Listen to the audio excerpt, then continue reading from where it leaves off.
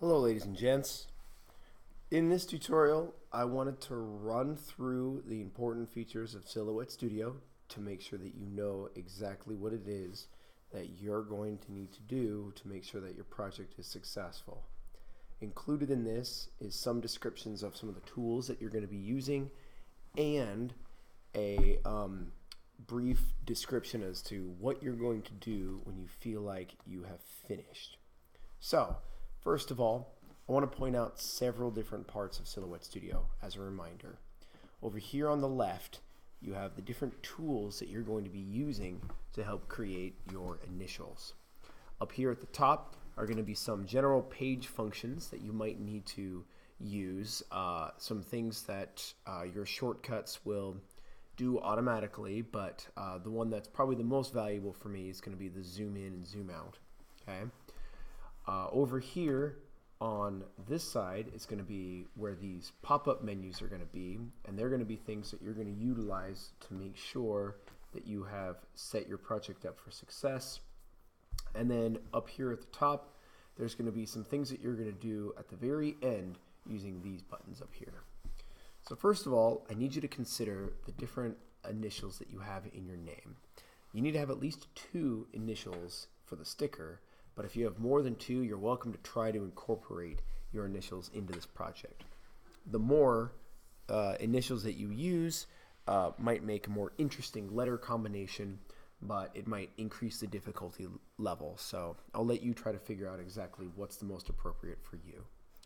So a couple things to consider. You have a combination of straight edges and curved edges when it comes to the initials that you have in the letters in your name.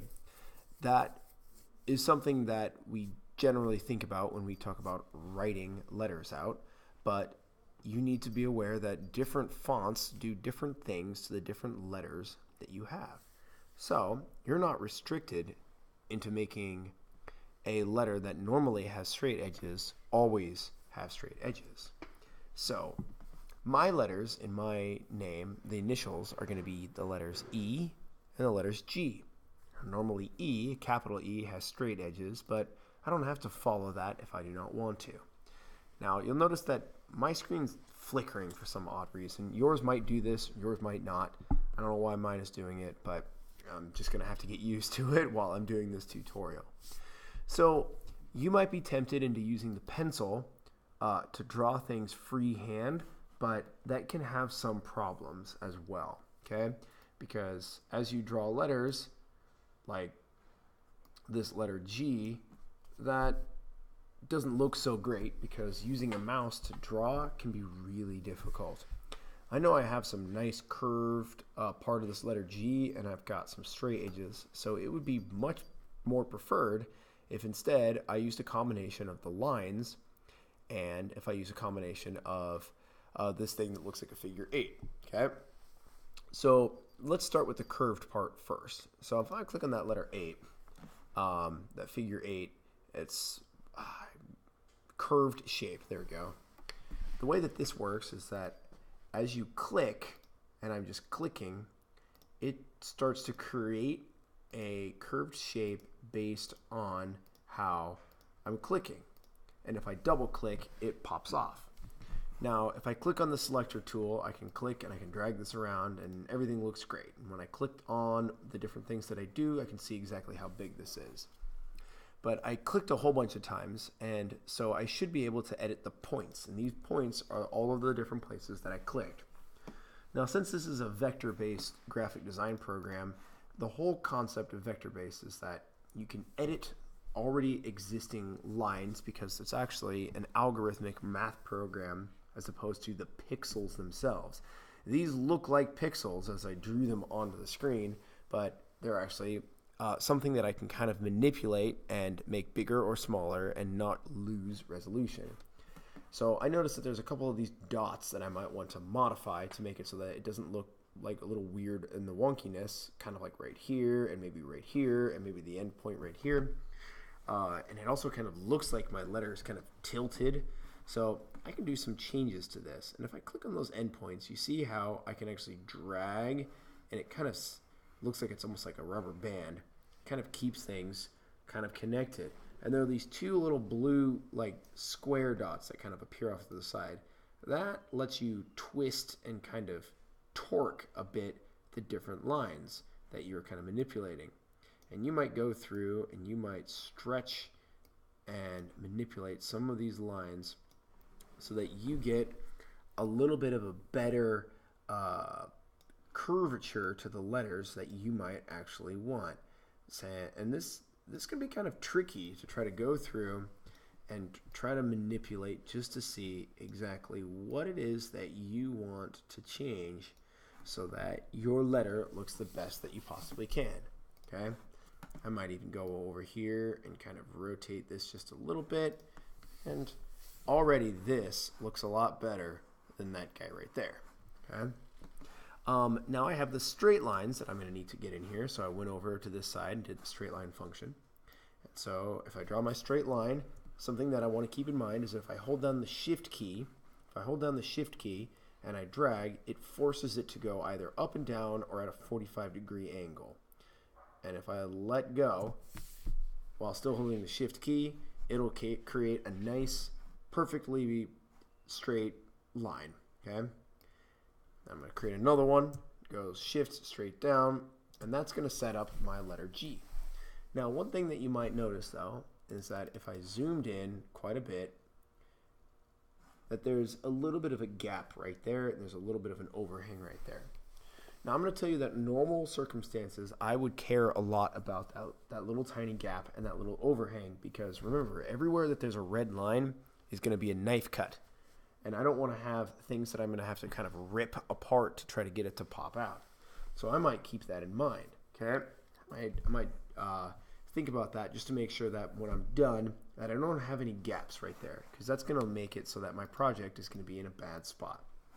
That being said, I do want to keep, I'm going to zoom out just a smidge so that I can kind of look at my mat right here, okay? Now my letters are going to be the size that my shape is going to be when we're all done. So I clicked on the selector tool, I highlighted my shape, and I'm looking at this, and it thinks that this is going to be almost 2 inches wide and about 2.5 inches tall. Now that is a decent sized sticker. So this might be the final dimension size that I'm going to want. But I can also click on the corner and I can drag it and I can kind of shrink it down a little bit. And this one looks like, oh, it's a little bit more than 1 inch and about 1.5 inches. So I can make some adjustments. I can kind of shrink, I can kind of squish if I need to make it so that my letter ends up being the size that I'm going to be. Okay? So that's ugly and I want to get rid of it, but I do want to make one quick adjustment first. Now this page that it, like this white border and this little gray border and there's this little arrow, this is supposed to be a reflection of the page size of what we're going to be cutting our vinyl stickers on. And this default cutting mat is a Cameo, which can hold a 12 by 12 inch square. Okay. Now we don't have a Cameo, we have a Portrait. So if I click on Cameo and I change it to Portrait, it's going to modify everything for me. It took the mat, it rotated it for some reason, and it made it smaller. Okay. My Portrait is only 8 by 12 inches. Okay. You'll notice that the page that I have designed on here is, well, it kind of overhangs. I need to make it so that it matches the cutting mat of the Portrait. So I'm going to change the size. I can do a couple things. I can try to look to see if it's on this list. It's not on this list, and it's flickering violently, so I don't want to stare at that too much. So instead, I'm going to change the height right here. I'm just going to double click on it, and I'm going to change the height to an 8. And you'll notice that it slid around to make it so that it's centered on the map. Now you might be thinking, wait, but it's pointed to the left now. My letters are going to be twisted. They're going to be crooked. That won't matter. Mostly because you might need to rotate your letters when we're done anyways. And also, since these are stickers that you're going to be peeling off of this sheet, it won't matter whatsoever, because once you peel it off, you can put it wherever you want to. Okay? So I'll zoom back in. Okay. So again, since this is just a little knife blade, it's not going to be something that's going to be a sticker just yet. But I'm not done yet. I only have my last name. I need to put an E in there. Now, what I need to do is I need to start thinking about how I could incorporate the letter E into something that would also fit with this G. There's a couple things that I might want to do, okay? I see that there's a straight line right here, and I know how E's have straight lines. So maybe I'd want to have my letter E kind of poking off right here. Okay, looks like I need to adjust that. So I can see that there's a G and there's the letter E right there. Now that might suit your fancy, okay? But I have another idea. For my letters, I like the idea that if I curved the top, the bottom, and the side of the letter E, I could kind of have what looks to be like a letter E. Whoops. Sorry. What looks to be like a letter E, like this thing. This kind of looks like the top, the side, and the bottom of letter E. And if I just went in and got a straight line that went across like this, it would look like a letter E, because an E needs to have the top, middle, and the bottom. Well, I could take this guy and I could just bring it over here, and I'm just deleting that. I only made that copy so you could see what I was doing. I see a combination of the letters E and G within one space. Some things that you might have to consider when it comes to your letters. Is there a common shared like border that you might be able to do something with? Like if you have the letter A and you have an M in your name, what would be, or as part of your initials, there's some commonalities between A's and M's. Look at this. It looks like there's a tiny letter A right here if I drew a line straight across. Or I might consider instead having an A kind of appear right to the side of the letter M right there. So I can see that there's some cross sections right here because you have a kind of a common lengthy letter piece right there. Okay, so you might make things work when it comes to that. You can also, like I did with my letter, take straight edges and turn them into curved edges so that you could kind of squish them together. So that could work for something like, for example, if you have the letter C and the letter H as a part of your name, you have the letter C and the letter H, well, you might be able to do some sort of combination of those two letters. If you have this being one side of it, that being the centerpiece, and then this being kind of a weird curved version of that last side. So you can kind of merge them together like that. It's fine to rotate. It's fine to flip things backwards in case you need to. If you want to rotate it so that if C is the first part of your name and then you have an H as your last name, I can see that this is like it's a C, but it's just facing a different direction, and then the H kind of comes off there. Okay, I might make this so that they kind of come close together. So that could be an initial project that works for you as well. But you don't have to listen to me. You can do whatever you want to. I just like the idea that by the end of it, you're going to have some sort of initial that you're able to see clearly the 2 or 3 different letters. I do have to tell you, though, that if this was to be cut out of a piece of vinyl, this would not look good because it's only just a little tiny thin line. I would need to turn this into some sort of thick line so that I could cut around the outside. One thing that's nice about drawing it when it's small is that I can highlight everything. I can click and drag, left click and drag to include everything. And then I can change the line size afterwards. So over here on the right, you see how I have these different options. They're going to bring up different panels. This one that looks like a dotted line with 2 lines underneath it is called the line style panel. And the line style panel lets me change the thickness of the letters that I have. So right now, I can make these letters relatively thick. I can make them a little bit thinner. I can change the corner pieces so that as I go around corners, if I had more of a shape to it, it might change how those shapes looked. The end caps, as you see how I have that nice little rounded end cap, maybe instead I would have those kind of more chip blocky look. if I did this, by the way, I would definitely need to kind of make that look a little bit more straightforward. Maybe I want to do, maybe on the big one, I want to have rounded edges, and then on the straight edge part, maybe I want to have not rounded edges on that. Okay, maybe that's the look that I'm going for. Personally, the one that I like the most is that right there. So if this was a cutting device, I'd want it to make sure that it cut around the outside of the thickness of the letters. Okay, so right now, everything that I would see in red, I would, in theory, peel off of my screen and make it into a sticker. This is where that line thickness comes into play. If the lines that you have are too thin, let's say it's like this, okay? Now that kind of has a cool look to it, but I want you to imagine reaching your finger out and trying to peel that off of the screen. Our vinyl is very thin, and it would want to definitely stick to your hand. And as you started to peel it off, and if it was a bit of a process, as you got to things like these joints right here, you're going to have to try to peel multiple directions off at the same time while still holding on to this section piece.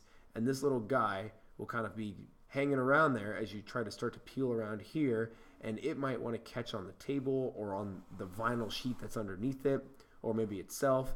And the moment the sticky part of a vinyl back touches another vinyl piece, it turns into what I'm going to call a bird's nest, because it'll stick to it and then it's almost impossible to get it to be unstuck.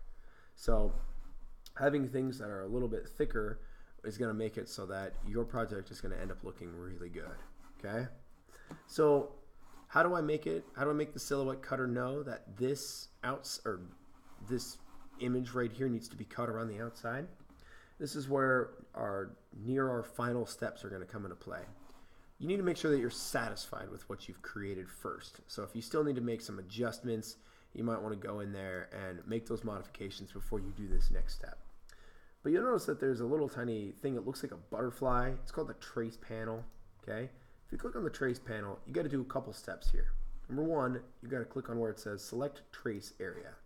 Now some of us need to have the patience to do this, and you might have to retry to do this, but try to highlight an area that includes everything inside of your shape. So make sure that you don't accidentally just click it so that it doesn't have all of the pieces.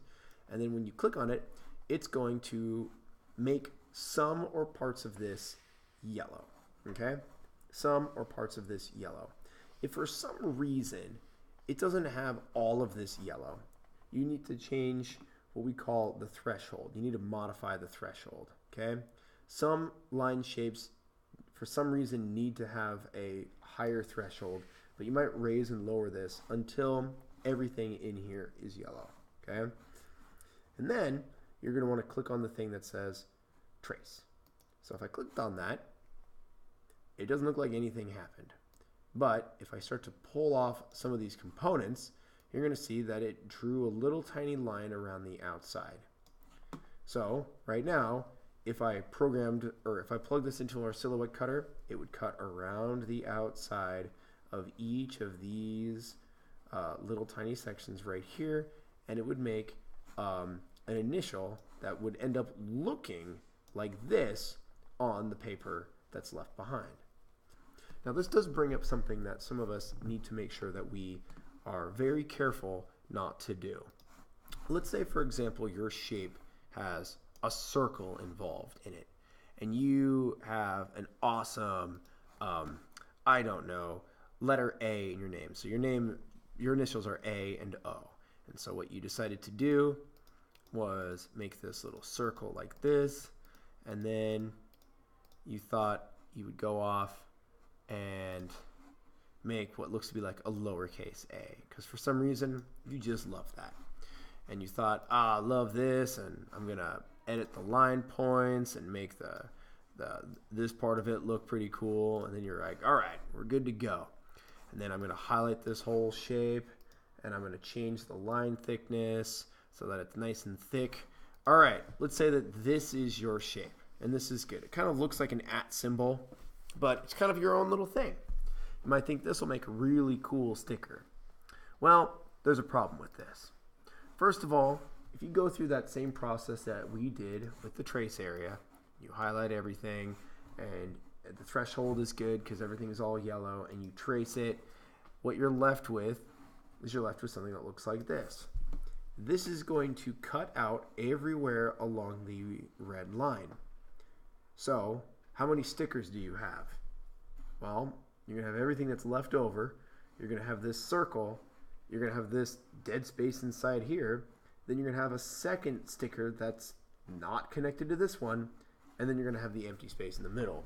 Once you start peeling this off, you've got two separate stickers that aren't really very well connected to each other. Okay?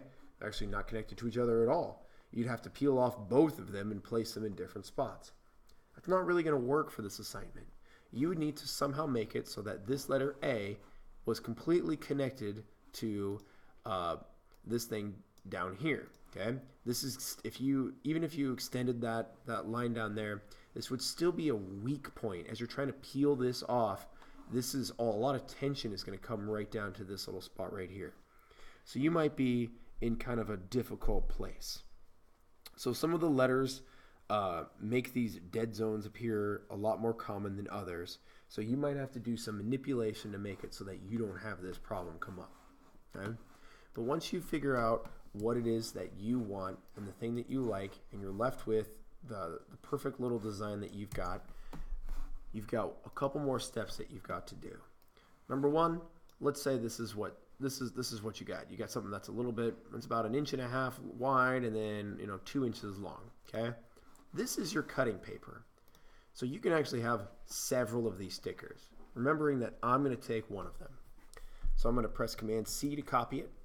Then I'm going to press Command V to paste, and I can start to move these around. Okay, so I can paste a couple of these. Now, in a perfect world, I could jam pack these stickers onto this space, and I could fit in a ton of these little guys. They could all be kind of like hooked around together, and things would end up working out really well. But I'm going to tell you, with my experience using these silhouette cutters, I've ended up finding a lot of the same little glitches that happen, and I want to make sure that none of them happen to you. So a couple things, as you notice, as I'm putting in extra of these little copies right here around the outside, I'm giving plenty of space in between each of the different letters. This is because I would hate to have any of your shapes be so close to another one that if for any reason the knife blade kind of jumps a little bit, it doesn't destroy all of your different shapes. Okay, that would be really frustrating. You'd have to have a whole new vinyl sheet, and it could take some time, and maybe your color that you grabbed initially is no longer available. But there's a couple other things. First of all, there's a bit of space between this red border edge and my shape. Okay, you don't want to have everything too close to the edge because it's not going to cut right, and it won't cut some of the tops of these letters, and then every one of these things would be useless. Same goes for this other side right here. You got to keep it away from the edge. The other edge that's really important that you keep things away from, at least 1 inch or 1.5 inches, is the side that has the arrow. It seems like with our silhouette cutters, it really doesn't want to cut things very well if they are up here. It seems to start the cutting process above the mat cutting area, and so you would end up with a lot of these on this side that are also completely cut off inappropriately. So I'm going to drag this down quite a bit so that if I ran this through my silhouette cutter, we're going to be in a good spot. Right now, this is pretty well done. Okay, if I press Command S, it's going to save my work as it slowly goes through, and I would want to make sure that I save my work as a Silhouette Studio V3 file, and I'm going to save it as my initials. Okay, so saving it's going to be good in case we do not get to cutting your sticker project and you might have to wait a day or two. But the other thing that I'm going to want you to do, and the thing that you're going to be submitting for this project, is going to be a screenshot. And if I press Command-Shift-3, it's going to take a picture of the entire screen. It's going to take a picture of the entire screen, and it's going to put it on your desktop. So I've got some random things on my desktop. So if I click on this this little image right here, it's going to, as it's slowly going, it's going to take a picture of this. And this file, I'm going to have you submit in, I'm going to have you submit this inside of Canvas. This picture of what you're doing is something I'm going to have you submit. It's going to help me keep track of people who have worked on the project. Okay, so let's keep that back over here. One last little thing is that this is ready to go. So it might come a time that you're going to have to wait for me to come to you. But when it's time for you to get your device cut, this is where this send button comes into play. And you'd click on the send button, and there might be some adjustments that you're going to have to make up here, and I'll definitely be able to help you out with that. But I'm going to have to connect the Silhouette device to your computer, and once it does, there'll be a button that's going to be down here, and we'll be able to click on it, and it's going to start you on your process. It'll start our little delightful thing. Okay, so thanks for working so hard and getting your initial project done, and I hope you enjoy the final product.